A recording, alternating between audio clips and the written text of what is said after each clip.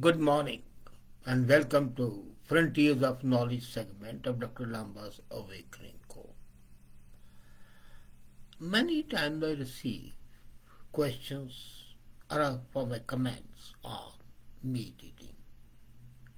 And in this era where the people are so health conscious, we have often seen that the needs of the corporate system and politically correctness often overwhelm the reality, hide the truth. They may not want to lie, but they lie. So wants to know why beef is better than either chicken or pork in the meats. You see, we have discussed earlier once that being pure vegetarian is not appropriate because that does not provide the balance of food. And too much of vegetarianism is in fact environmentally ultimately harmful. Man is by nature a hunter. So meat is an important part of man's makeup. But out of that, now we see a lot of people saying turkey is good, chicken is good. Fine, they're all good. But if you look at the environmental benefits, if you look at the health benefits, then beef wins by a landslide over chicken and pork. And when I say beef, I don't only mean cows, I also mean elk, deer, yak, any animal free ranging in the forest or in the homes, not consigned to the factory like structures. So, as a matter of fact, if you look at it, that vegetable oils and excess omega 6 in the general are, as a matter of fact, actually worse than anything else for the human body. So it's today I'm going to discuss about that. And let me tell you one thing very clearly, that what I'm going to say in favor of beef is likely to hurt some communities for whom cow is a revered animal, Hindus and Sikhs both. But the fact cannot be overridden by the religious scruples. Now, if you look at the nutritional point of view, you would find that nutritionally beef is more significant, healthy, and environmentally sustainable than any type of chicken, whether it's a free-ranging, grain-fed, or pork. First of all, the vast majority of the chicken and pork in the USA, Canada, are raised in indoor operations, where the animals never see any light of fresh air and are fed on a diet that is usually 100% grains and soya. And that's what the grain fed is. But then look at it. If they're just being fed the grains, the natural diet of a chicken would be worms, snails, and things like that. So, when you feed them with 100% of omega 6 linoleic acid, the content of chicken and pork is extremely high at about 18 to 20%. And you don't want more omega 6. Most of us already get about 6 to 10 times more than we need.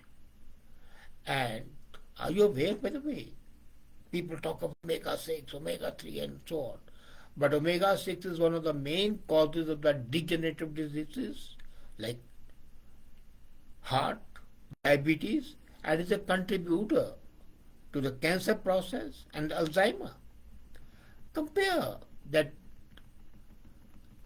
omega 6 percentage in chicken and pork is much higher than in any other meat. And that is a tragedy. If you look at the totality, 6% in chicken is omega 6. The percentage wise is much higher. Beef has only 2 to 3% of omega 6 linoleic acid. So omega chicken 6%, beef 2%. It's a huge win for beef and shows that the chicken and pork contain 7 to 10 times more inflammatory omega 6 than beef does.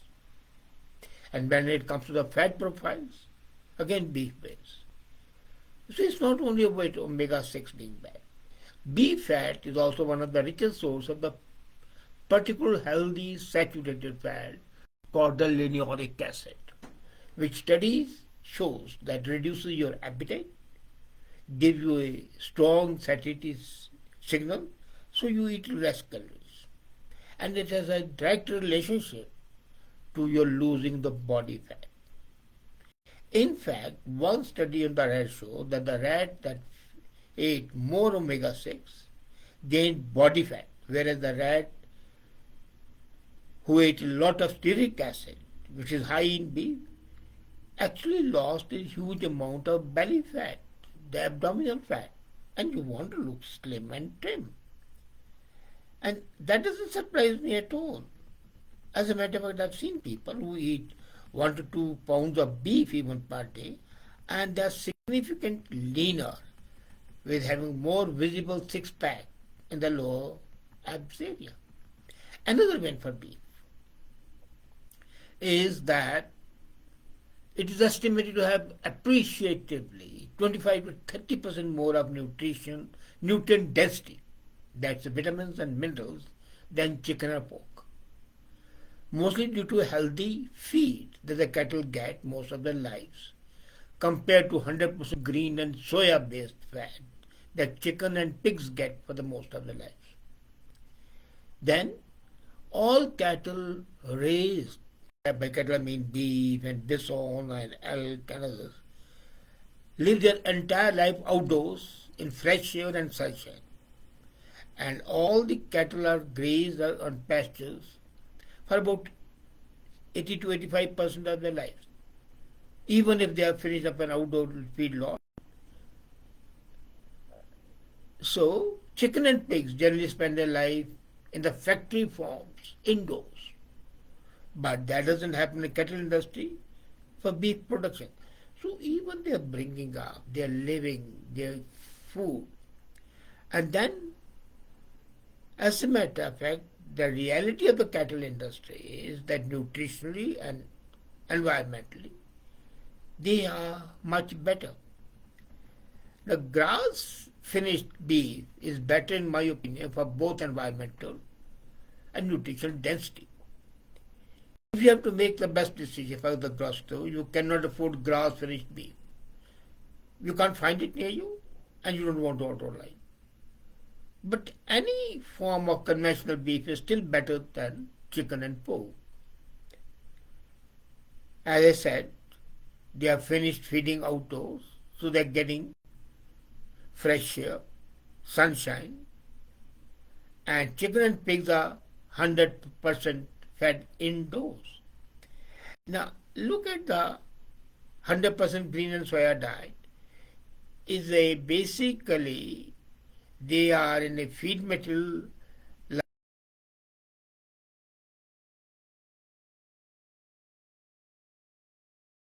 inedible plant material that the human beings can't eat. So they turn those inedible plant materials into nutrient dense calories. You are using those things which human beings can't use. As a matter of fact, the grain finished feedlot beef is inferior to environmentally grass finished beef, but then still comparatively is better than chicken and pork. And then, when I said earlier that when I say beef, I don't only mean cow, bison, elk, yak, deer, lamb. It should be noticed that the ruminant animals, red meat, are raised on land that cannot be used for crops anyway. Now, when it's not raised on that place where the crops cannot be increased, so its ultimate use of those soils. That land can be steep, dry, rocky. And the Cattle produce incredible nutritious food for the humans on mostly land that cannot be used. So sustainability comes automatically. And from the environmental standpoint, the rotational grazing. You don't graze in one place. You keep them from one to other place. So the rotational grazing is extremely good and beneficial form of farming because of the environmentally sort. In India what they do, they used to do. They'll plow land, they'll grow crops, and then let it lie fallow for one season. Rotational. It was automatically. Now they don't do it. Put in chemicals and everything. Think about thousands of acres of corn, soya, and wheat fields, or any other grain material, and all those plain plant basing, multi cropping. Basically, they're killing the ecosystem, and that is harmful. And it's not only the growing of the grains and the beans that are destructive to the ecosystem. Other examples of the destructive plant-based farming would be tropical fruits, where in many rainforests, Amazon, they are being destroyed to grow the tropical fruits. Or see, crops like almonds and rice are the biggest water hogs. So how rice is one of the biggest producers of methane. Avocado farms have destroyed ecosystem in Mexico. So you need a more natural system, and that is in the red meat. So nutrition point of view, environmental point of view, this system, this meat is better. Then grass-fed beef is generally carbon negative in most cases. Even if you factor in the methane produced by the cattle, the important type of the agriculture for reducing carbon is animals. I know it's not what you hear in the media every day, but as I said, the corporate system and the political system of our countries is such. I know it's not what you hear, and the vegan propaganda documented, and I'm not against them. They have got every right. But I'm talking purely from a secular, independent point of view. And there's a nuanced science why cattle and bison are beneficial for the carbon capture in the soil. As a matter of fact, it is basically to do with the way the ruminant animals interact with the grass. And when they interact with the grass, they improve the growth and decay cycles of the grass root shedding, and also bacteria and fungi in the soil, creating stable soil carbon, which is pulled from the. So this is basically carbon sinkholes. I saw a perfect farm in white oak pastures in Georgia on 3,200 acres, and which has proved through soil analysis to have increased soil carbon 10 times more in the last 20 years. It had 0.5% soil carbon 20 years. Now it's 5%. So this 10 times increase. And that is because of that rotational grazing of the animals. Mostly cows, buffaloes, bison. And these are incredible farms like that. A couple of other great examples are polyphase farms in Virginia, Belcampo farms in Puerto Rico, then Rome Ranch in Texas, and many more. So on the one side, we talk of the environmentally sound technology, and on the other, we start eating meat which is basically factory produced. And now that has come, the lab produced, plant based. That's another anomaly which I discussed once. So if you want to have, I was reading a book, The Sacred Cow by Diana Rogers. It does an incredible job of explaining how well-raised red meat can actually save our health and our planet.